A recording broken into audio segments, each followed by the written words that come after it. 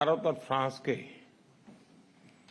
Best business mind का संगम है। अभी प्रस्तुत की गई सीईओ फोरम की रिपोर्ट का स्वागत है।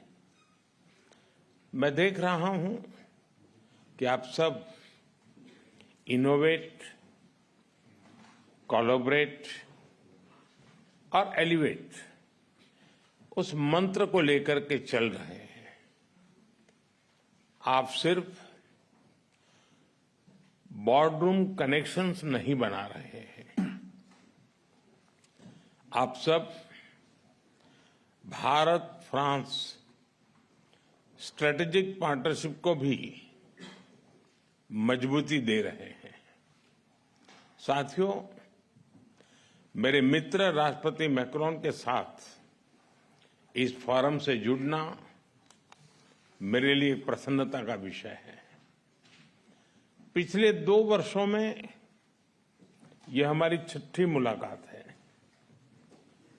पिछले वर्ष राष्ट्रपति मैक्रोन हमारे गणतंत्र दिवस के मुख्य अतिथि थे।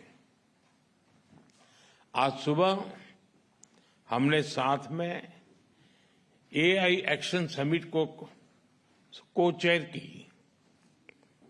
मैं राष्ट्रपति मैक्रोन को इस सफल समिट के लिए हार्दिक बधाई देता हूं।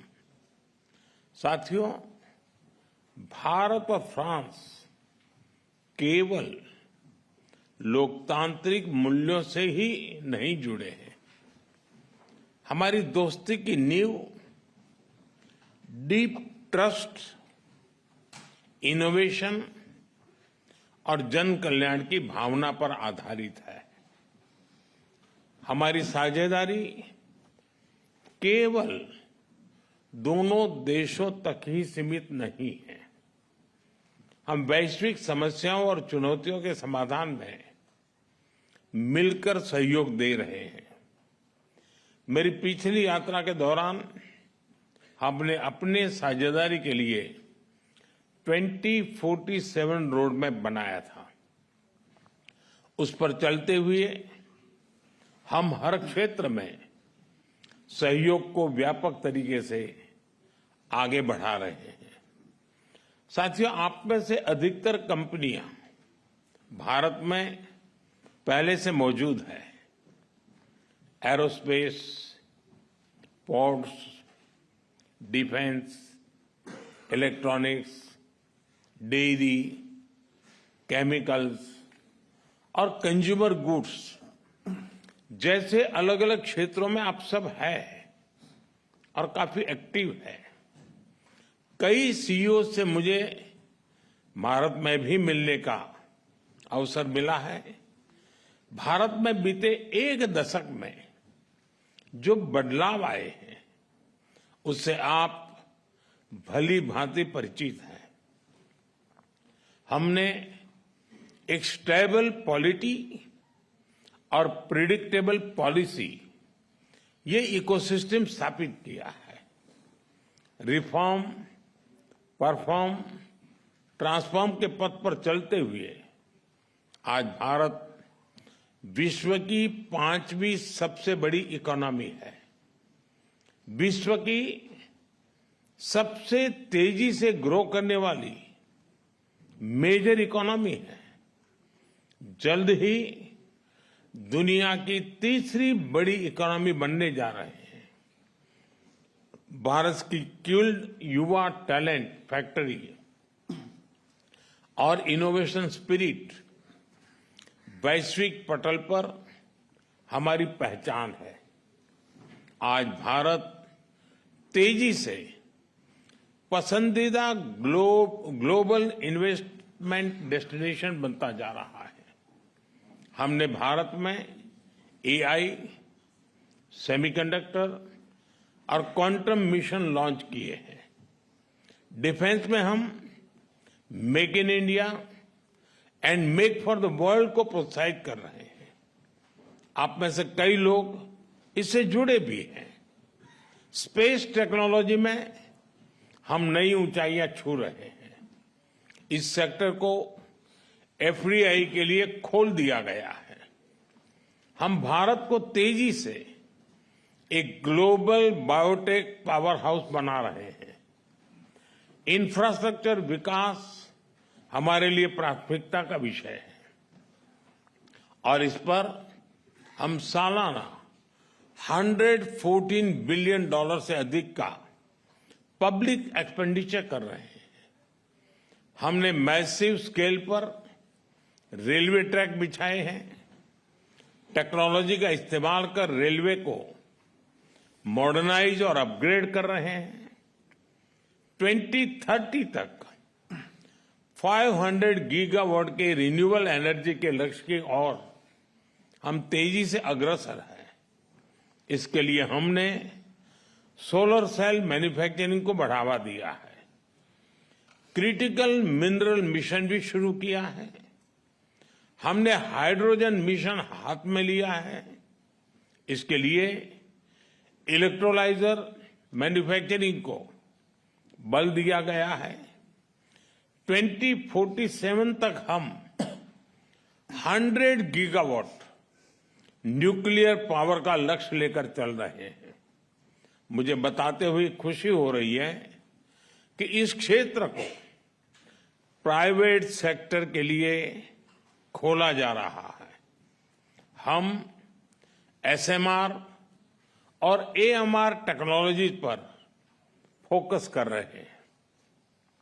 साथियों, आज भारत डाइवर्सिफिकेशन और डी रिस्किंग का सबसे बड़ा केंद्र बनता जा रहा है। कुछ दिन पहले हमारे बजट में न्यू जनरेशन रिफॉर्म्स अंकित किए गए हैं। ईज ऑफ डूइंग बिजनेस के लिए नए कदम उठाए हैं। पिछले कुछ वर्षों में हमने 40,000 से अधिक कंप्लायंसेस को रेशनलाइज किया है। ट्रस्ट बेस्ड इकोनॉमिक गवर्नेंस को आगे बढ़ाने के लिए एक high level committee for regulatory reforms गठित की है। कस्टम रेट स्ट्रक्चर को रेशनलाइज किया है। अंतर्राष्ट्रीय व्यापार को आसान करने के लिए डिजिटल पब्लिक इंफ्रास्ट्रक्चर की मदद से भारत ट्रेड नेट की शुरुआत की जा रही है।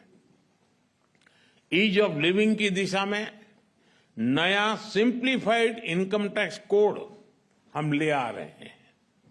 नेशनल मैन्युफैक्चरिंग मिशन की घोषणा की है और नए सेक्टर्स जैसे कि इंश्योरेंस सेक्टर को 100% एफडीआई के लिए खोल दिया गया है। इन सब इनिशिएटिव्स को आप जरूर ध्यान से स्टडी करें। मैं आप सबको कहता हूं कि भारत में आने का यही समय है, सही समय है। भारत की प्रगति में सभी की प्रगति जुड़ी है।